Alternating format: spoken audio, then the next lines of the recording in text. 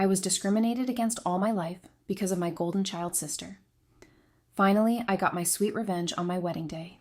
I faced discrimination my entire life because of my golden child sister, and she even tried to walk down the aisle at my wedding. Finally, I got my revenge.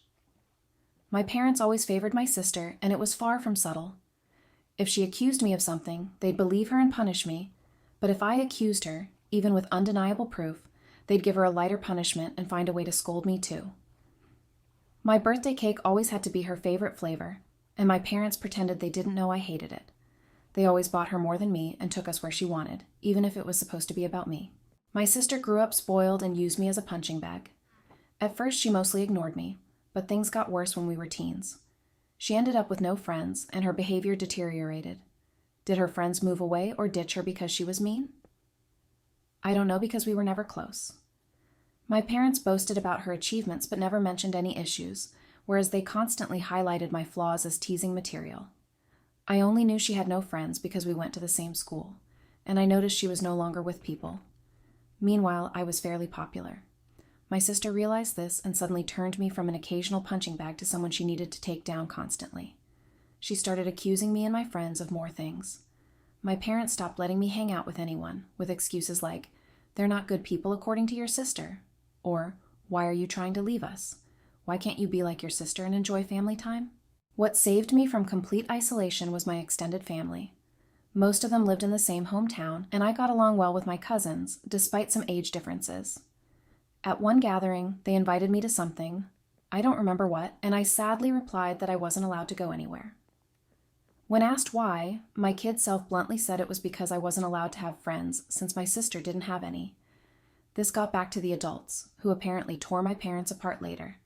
I was scolded for lying and grounded for a month, but after that, they gave me some leeway, so it was worth it. My sister changed schools. I guess the humiliation of our extended family knowing her social status was too much, so she demanded to switch, and my parents immediately obliged, even though it cost them more since the school was further away. She made friends at the new school. However, she never went back to mostly ignoring me. Having felt the power to mess with me and being angry that I told the family she had no friends, she never let me go. My life remained difficult.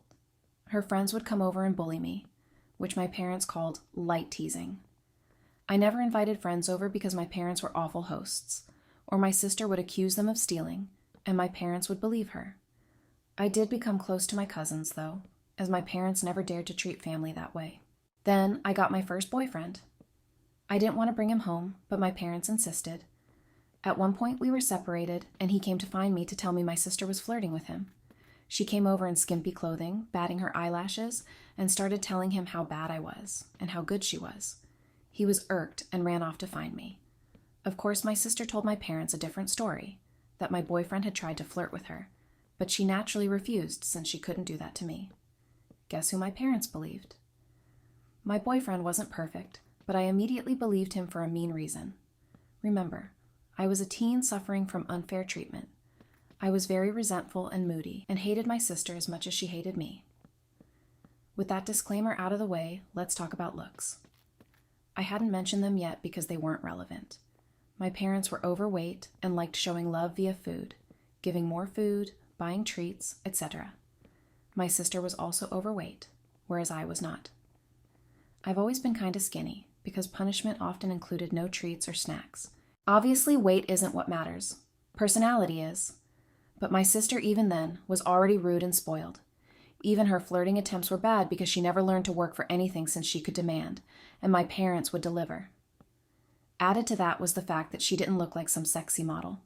Even my self-conscious teen self didn't believe my boyfriend would try and cheat on me with her. Anyway, my parents prohibited me from dating such a horrible boy. I did try to keep going in secret, but it was hard, and the relationship ended. I did get another boyfriend, but again my sister accused him of flirting with her when he refused her advances. Again, my parents believed her. I tried pointing out how this happened again, but they decided that I was incapable of making good choices and kept picking bad boyfriends. The relationship couldn't handle the Romeo-Juliet situation and fizzled out again. I would eventually get called a slut in high school, as I was fine with making out with boys and such, but refused to have relationships. Thankfully, it never got back to my sister or parents. My sister did bring one boyfriend home during all this time. He was paraded with pride, and my parents spent every second telling me how good he was and why I couldn't be like my sister and find myself someone like that. Until he stopped showing up, and suddenly, he was a conniving bastard that tricked my sister. Oh well, and the unequal treatment continued. At this time, she had more spending money, and her curfews were much better than mine. She was free to go anywhere at any time, while I couldn't. If I pointed it out, my parents would say it was because she was older, but when I reached that age, I still didn't have the same treatment she had. And when I pointed it out, they denied they ever said that or claimed it was because I couldn't be trusted like she was, using my sister's accusations against my boyfriend and friends as proof of my bad judgment. Time goes by, and it's time for my sister to graduate. She was accepted into a college, not a very well-regarded one, and she had no scholarship or anything. Again, because only her achievements were told to me, I don't know which colleges she even tried for, so I can't say how badly she was rejected. I do know her grades were bad in school, though, because whenever she got a B, we would celebrate. I would usually get good grades, but my parents refused to celebrate, claiming since I always got those, what was there to celebrate? My parents naturally made a lot of fanfare and told her they'd pay for everything. I was relieved she'd be going away, not that it made my life any easier. She'd always come home every other weekend, and somehow stuff kept missing from my room, or some other issues she'd think of to make my life miserable. My curfews were still strict. Eventually, my mom came to talk to me about my impending graduation. I'm only a year younger than my sister. She told me that since they were paying for my sister's college, they had no money to pay for mine, so it would be better for me to start working immediately after graduation and wait until my sister finished university to see if they could afford something for me. Oh, and if I decided to stay at home, I'd have to pay for all my stuff, part of the bills and rent. I pointed out that I could get student loans. Mom said yes, except no, because they were so caring towards me, and I had such bad judgment that they would decide if a college was worth my getting into debt or not. I'm not sure how they'd stop me from getting loans, but I didn't ask. Scholarships weren't mentioned. They had no idea what my grades were anymore, and never believed in my capabilities anyway. I didn't bat an eyelid. I simply said, okay. My mom clearly didn't expect that and kept crying. Maybe she hoped I'd throw a tantrum so they'd have an excuse to never pay for my college, but I said nothing except that I understood their position, thanked them for caring, and that was that. My dad later tried the same, but I also refused to be emotional. You see, after a whole lifetime of their terrible parenting, I never had any expectations towards my education. I knew they would find an excuse to not pay for mine and make my life miserable. I never believed they would eventually pay if I worked and waited for my sister to graduate. I had been preparing for college for a long time. I could barely go out. My friendships were slim, so I had a lot of time to study, and study I did because I saw college as my only chance to be free. Well, the time came and I worked my ass off and got a scholarship. Not to anywhere like Ivy League or anything like law or medical school, but it was a good enough course in a decent college with a full scholarship. Knowing my sister would hate it and try to stop me via my parents, I put my achievement on social media. At the same time, I told them, even forcing myself to thank them in the post. Now, they couldn't forbid me from going as they'd have to explain to the family why not. Initially, they were even a little proud and boasted about it, and then I guess my sister got to them and they changed gears and even asked me if I was sure I wanted to go. They let slip that my sister wasn't doing well in college, and since she was smarter and had better judgment than me, I'd suffer worse. I obviously stuck to my guns. They weren't happy, but couldn't do anything. College was my savior. I started being happy. I still contacted my parents and visited on holidays and such, but since they refused to pay for anything, I could excuse not going a lot due to money. During this time, I avoided introducing any man to them, and my sister stopped going to college.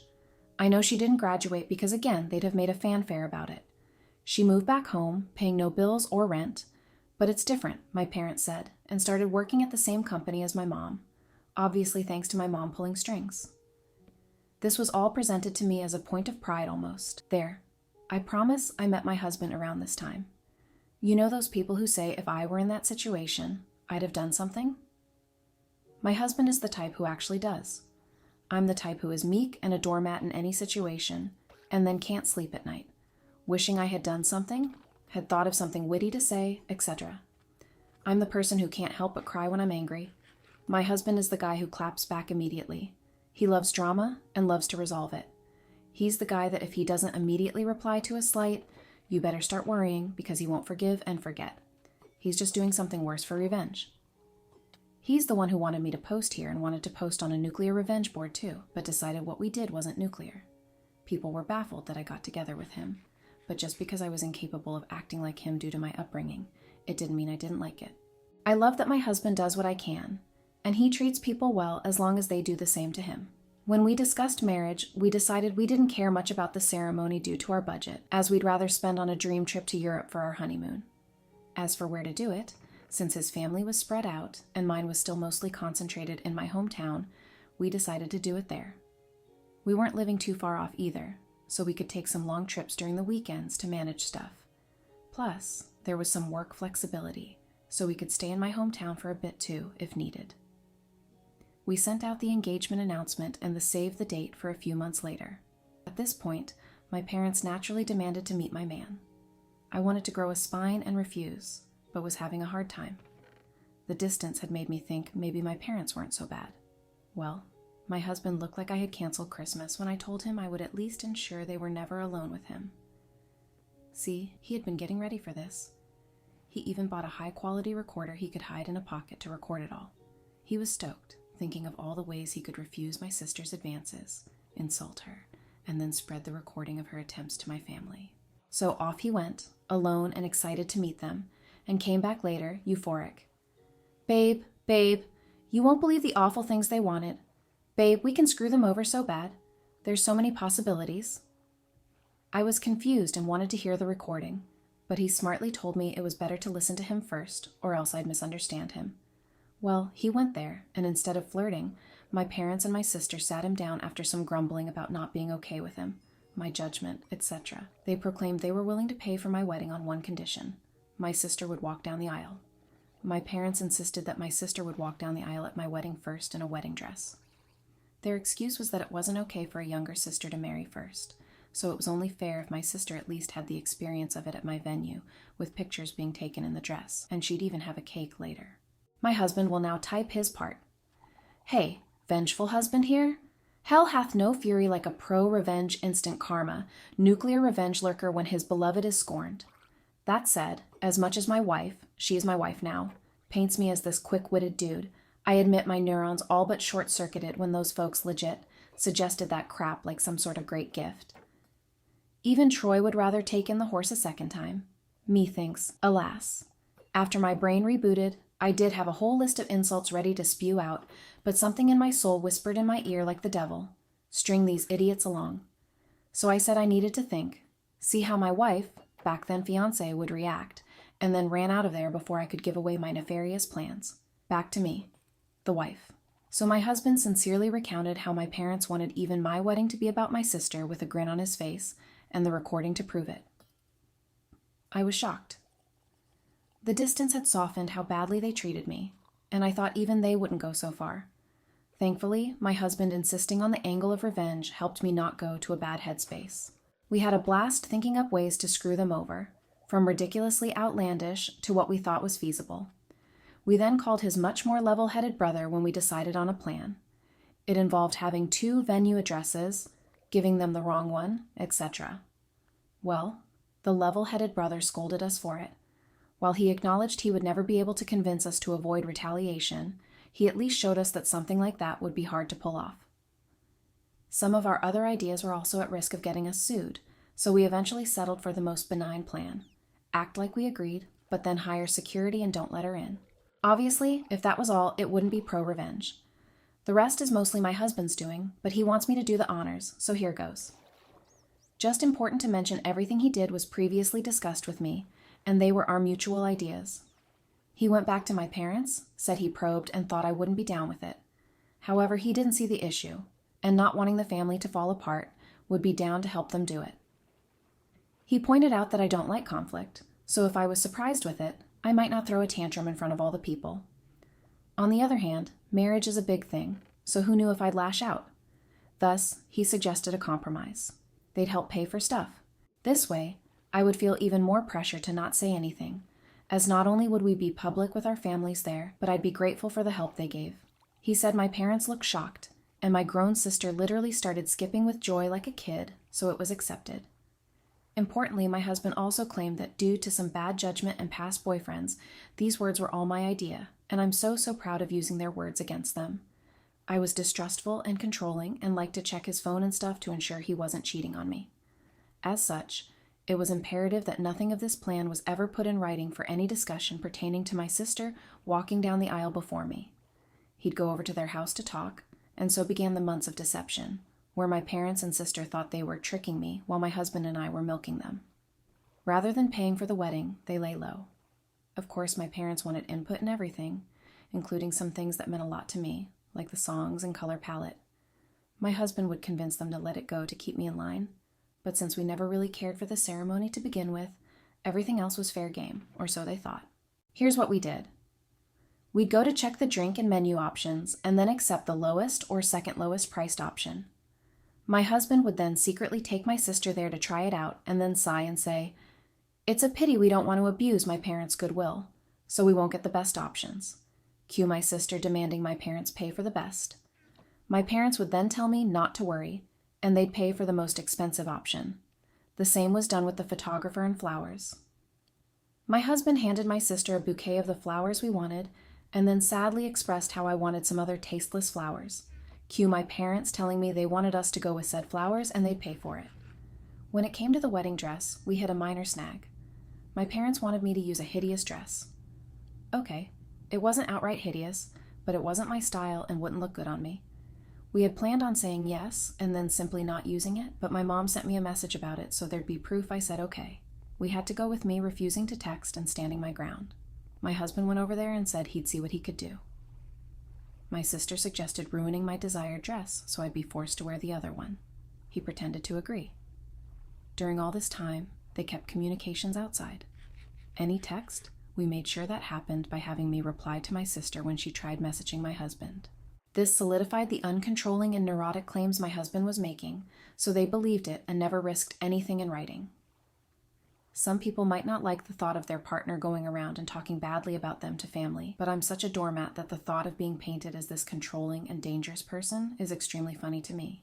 And I egged him on to do it. I guess I have a warped sense of humor. Oh, and my sister did try to flirt with him, but he acted conflicted to really sell that he was with them. My husband would pretend to tell them things without my knowledge, but he never told them we hired security. It was really funny. My husband and I, who had sincerely considered a courthouse wedding to focus costs on our honeymoon, ended up having this extravagant, expensive wedding and barely spent a dime. We called it back to pay for emotional damages from my parents. I think my husband, okay, he just confirmed I'm right, was enjoying the whole trick more than planning our wedding. I didn't think it was possible to witness a guy beaming at the thought of wasting his whole Saturday doing a car trip to discuss wedding details with his in-laws, but here we are. Soon the day came. The plan my parents, sister, and husband had come up with was to wait until everyone was seated.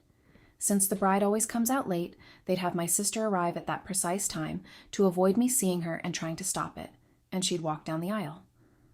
By the time I heard what happened, it would be too late to do anything. As for my dress, we saved some of the leftover fabric from my dress alterations. My husband took that to my parents' place. My sister still lives with them and showed them as proof he'd ruined the dress, then said he had to go back to me as I was raging, and he needed to calm me down. He told them he'd see them at the wedding. We made sure to keep our real security hidden initially. As the guests and my parents arrived, they only saw a woman with a list of names to check. Only after my parents had settled in did we bring out the actual security, a guy who looked like a bodyguard. We instructed him not to let my sister in and promised a generous tip if he kept our instructions confidential. Soon the moment arrived. My parents got a text that my sister was less than 5 minutes away, so my dad signaled for the ceremony to start. My bridesmaids had been prepped to follow his lead, so they did without checking with me. After they all took their places, my dad stood at the entrance waiting for me. During this, a friend not in the wedding party texted me to get ready to avoid suspicion if my husband or bridesmaid started texting this friend. My husband's ally was as eager to stir drama as he was, and didn't mind not being a bridesmaid. As soon as my dad took his position, the bridal song began. The doors opened, and I entered. My dad was shocked to see me. He tried to look behind me, but couldn't see the venue entrance from where we were, so he had no idea what had happened to my sister. Then his phone rang. I saw the caller ID, and it was her. He left me with a mumbled, "Something came up," Gasps and confusion filled the room. The friend on the plan loudly asked what happened. I lied and said tearfully he told me it wasn't supposed to be me there. My husband and I had agreed that if my dad abandoned me, I should say that to make him look as bad as possible. The tears weren't just acting. I was genuinely hurt and trying not to cry. The friend then loudly asked what did he mean by, "It shouldn't be you," so that everyone could hear and spread it. Then she said, "I will go and check," and ran off.